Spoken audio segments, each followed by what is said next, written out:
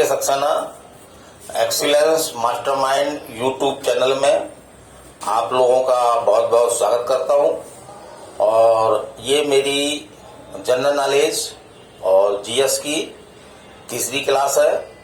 इसके पहले मैं 2 क्लास ले चुका हूं जो मेरे चैनल में अवेलेबल है, इसे आप देख सकते हैं।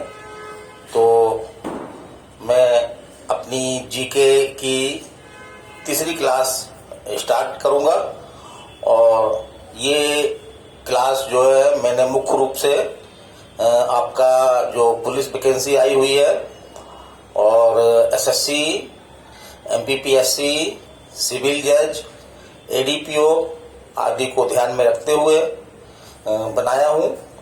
तो अभी जैसा कि मैंने 2 क्लासों में आपको सिंधु घाटी सभ्यता, जैन धर्म और कुछ बौद्ध धर्म भी बताया था। तो मेरी क्लास मुख्य रूप से आज ये बौद्ध धर्म है, आपका ईसाई धर्म है और इस्लाम धर्म है। तो इनके मुख्य तथ्यों को लेकर है जो जनरली एग्जामों में आते रहते हैं। तो चलिए हम शुरू करें। पहला है हमारा बौद्ध धर्म। तो उस समय जब बौद्ध धर्म की स्थापना हुई, साथ में जैन धर्म की भी स्थापना हुई, तो ब्राह्मण धर्म प्रचलित था जिसमें व्यापक कुरीतियां व्याप्त थीं, जिसके परिणाम स्वरूप जो है वो जैन धर्म और बौद्ध धर्म की स्थापना हुई। अब हम बौद्ध धर्म के बारे में चलें तो बौद्ध धर्म से पहला क्वेश्चन ये बनता है कि बौद्ध धर्म के संस्थापक कौन थे। तो बौद्ध धर्म के संस्थापक हम सभी जानते हैं कि गौतम बुद्ध थे। तो ये एग्जाम में क्वेश्चन आता है आपका।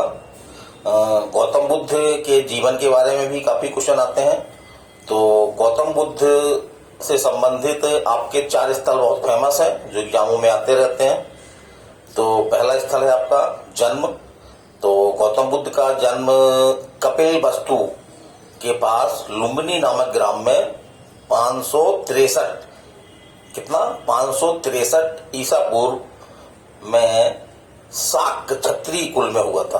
तो ये वंश भी पूछा गया कि किस कुल में के थे ये। तो गौतम बुद्ध जो है वो शाक्त क्षत्रिय कुल के थे और ये बड़े दुर्भाग्यशाली भी कहे जाते हैं क्योंकि जन्म के कुछ समय बाद ही जो है इनकी माता का निधन हो गया। तो इनका पालन पोषण इनकी मौसी और सौतेली माँ भी थी, वो उनका नाम था गौतमी प्रजापति, तो उन्होंने किया। तो ये क्वेश्चन आता परीक्षा में कि गौतम बुद्ध का लालन पालन जो है वो किसके द्वारा किया गया।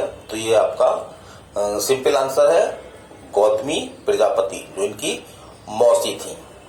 अब क्या घटना हुई कि एक दिन ये सुबह सैर के लिए निकले अपने सारथी के साथ। तो इन्होंने 4 दृश्य देखे जिन दृश्यों का इनके जीवन पर एक अजीब सा प्रभाव पड़ा और इन्होंने जो है वो घर त्याग दिया और ये ज्ञान प्राप्ति के लिए निकल पड़े। तो ये दृश्य कौन कौन से थे, कभी कभी इन दृश्यों का क्रम भी पूछा जाता है। तो पहला तो इन्होंने दृश्य देखा था, वो देखा था बूढ़ा व्यक्ति।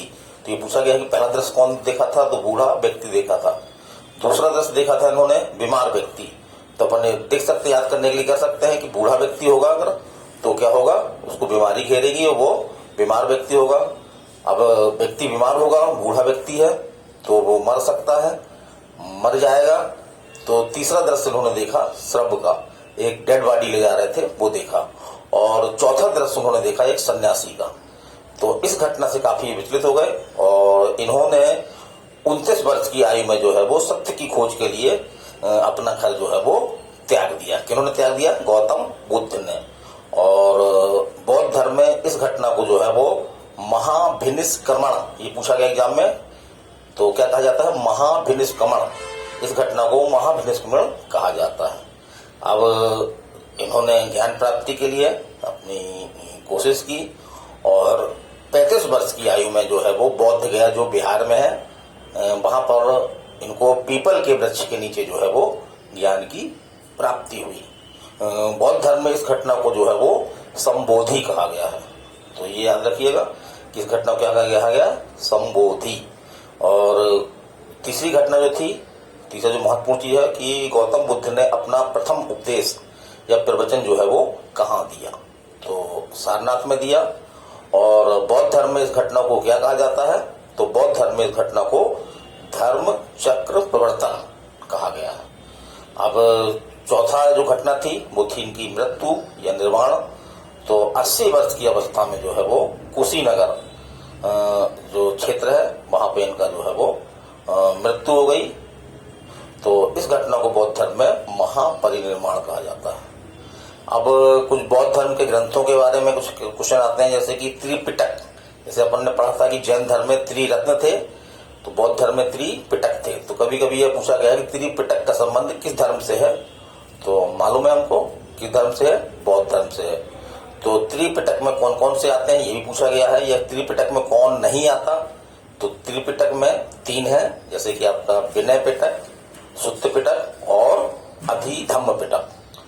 और दीप वंश और महावंश ये 2 धार्मिक ग्रंथ हैं जो आपके बौद्ध धर्म से संबंधित हैं। अब इसमें एक चीज और पूछी जाती है कि बौद्ध धर्म के संबंध में विचार विमर्श करने के लिए, इसको आगे बढ़ाने के लिए जो है समय समय पर 4 महासंगतियां हुई थी। तो कौन सी संगति कहाँ पे हुई थी और उसमें शासक कौन था, तो ये क्वेश्चन पूछा जाता है कि कौन सी बौद्ध संगति। तो पहली बौद्ध संगति आपकी जो है वो कहाँ हुई थी, राजगृह, ये आपका बिहार में है। और जो उस समय के शासक थे वो थे आपके अजात शत्रु। तो ये पूछा गया एग्जाम में कि प्रथम बौद्ध संगति कहाँ पे हुई, तो हमने बताया कि राजगृह में हुई। और किसके शासन काल में हुई, तो वो है आपके अजातशत्रु। इसी प्रकार से दूसरी बौद्ध संगति जो है वो कहाँ पे हुई, वैशाली बिहार। तो वैशाली बिहार, इसको याद रखें। और उस समय जो शासक थे वो थे आपके काला शोक। तीसरी बौद्ध संगति आपकी पाटलिपुत्र, जो पटना का पुराना नाम है, तो वहां पे हुई थी। और इस समय जो शासक थे वो थे आपके सम्राट अशोक। तो ये काफी एग्जाम में पूछा गया है कि अशोक जो है वो किस बौद्ध संगति के समय शासक थे, तो वो आपका आंसर होगा तीसरी। इसी प्रकार से चौथी और अंतिम बौद्ध संगति हुई आपकी कुंडलवन, ये आपका कश्मीर में है। और जो शासक थे वो शासक थे आपके कनिष्क, है ना। और चौथी बौद्ध संगति में जो विचार विमर्श हुआ उसमें काफी व्यापक मतभेद हुए और बौद्ध धर्म जो है वो 2 शाखाओं में बट गया था। तो ये भी पूछा जाता है एग्जाम में कि किस शाखा में बौद्ध धर्म जो है वो 2 भागों में विभाजित हो गया। तो चौथी बौद्ध संगति में हुआ, और तो 2 संप्रदाय थे, वो क्या थे आपके हीनयान और महायान। तो इसको याद रखिएगा। और गौतम बुद्ध ने कई लोगों से शिक्षा ग्रहण की, उनके कई गुरु थे, लेकिन एग्जामों में गौतम बुद्ध के प्रथम गुरु का नाम भी पूछा गया है, तो वो आपके थे अलार कलाम। तो इसको ध्यान रखिएगा, कौन थे आपके अलार कलाम। तो इसमें गुरु का नाम पे जैसे कि अपन जो पढ़ते हैं तो आ ई, तो आ शुरुआत है। तो इसी तरह से गौतम बुद्ध के गुरु की भी शुरुआत थी, तो उसके आधार पे रखिए आ से नाम है, क्या नाम है आपका, अलार कलाम। और बौद्ध धर्म जो है वो ईश्वर विश्वास नहीं करता, ना ही जो है ये आत्मा को मानता है, ये अपन ध्यान रखना है। और गौतम बुद्ध का एक कथन है जो उन्होंने दूसरों से लिया है, वो आपके एमपी पुलिस में ये क्वेश्चन आ चुका है कि संसार दुखों से भरा हुआ है। ये किसका कथन है, ये किसने कहा है ये, तो ये आपके बौद्ध धर्म के जो संस्थापक थे गौतम बुद्ध, ये उनका कथन है। और एक चीज और आपके कई जगह पूछी गई है कि जो जुलूस निकाले जाते हैं, है ना, जुलूस हम सब जानते हैं।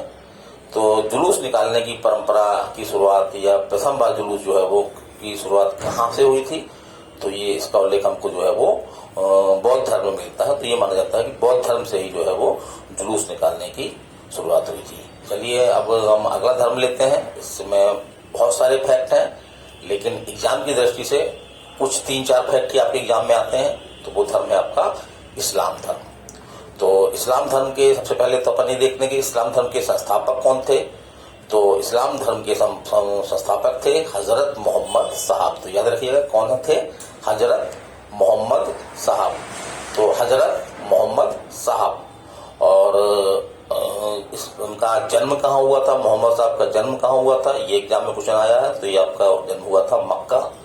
और ये मक्का कहाँ पे है, तो मक्का जो है वर्तमान में इजराइल देश में है।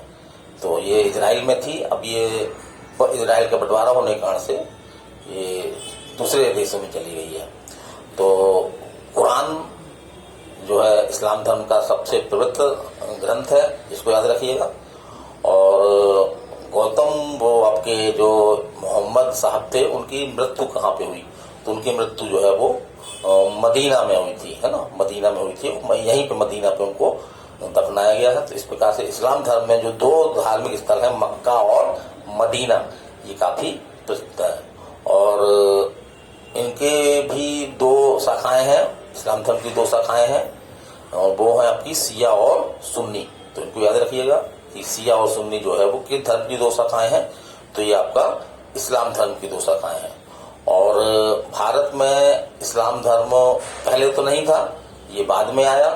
तो ऐसा क्वेश्चन भी आता कि भारत में इस्लाम धर्म का आगमन कब हुआ, तो भारत में इस्लाम धर्म का आगमन जो है वो 712 ईस्वी में हुआ है।